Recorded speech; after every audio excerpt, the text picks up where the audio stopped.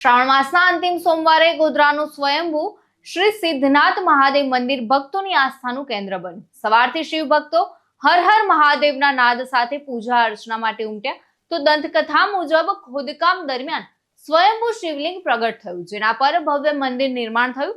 તો 500 વર્ષથી વધુ જૂની 5 સમાધિઓ મંદિરના પ્રાચીન ઇતિહાસની સાક્ષી આપે છે।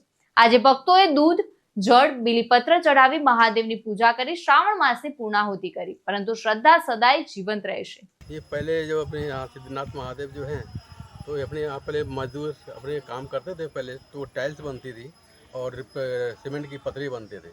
उसके बाद मजदूरी यहाँ काम करते करते उसके बाद ये शिवलिंग जो है अंदर जो खुदाई चालू हुआ है तो सिक्कम जो शिवलिंग जो है आपरूपी, स्वयं आपरूपी है। और सिक्कम में उसके मजदूर जो खुदाई करे तो शिवलिंग के ऊपर भी सिक्कम लग गया। तो वो अपने सेठ को बोला कि हम यहाँ काम नहीं करेंगे। यहाँ पर बोला क्या हुआ, यहाँ करंट मारता है। करंट कैसे मारता है, वहाँ लाइट नहीं है, कुछ भी नहीं था, तो करंट कैसे मारा? तो बोला चल मेरे को बता। तो फिर वो अंदर आया सेठ, तो बोला देखा तो यहाँ शिवलिंग है। शिवलिंग फिर उसी दिन से फैक्ट्री यहाँ बंद हो गई। फिर उसके बाद में वो सबको मालूम पड़ गया पूरा गोधरा में, पंचमहल में, कि यहाँ पे शिवलिंग निकला है। तो जमा इकट्ठा हो गया। फिर बाद में सब भगत लोग ने ये मंदिर को दीवार का सेट कर दिया। आगे का भी गेट स्वयं पत्थर का ही है और शिवलिंग भी स्वयं आपरूपी है। ये 500 साल पुराना मंदिर है। ये 5 समाधि जो है ये इसी हिसाब से 500 साल पुराना मंदिर कहा जाता है। गणेश सोलंकी साथे चक्रवात न्यूज़ गोधरा।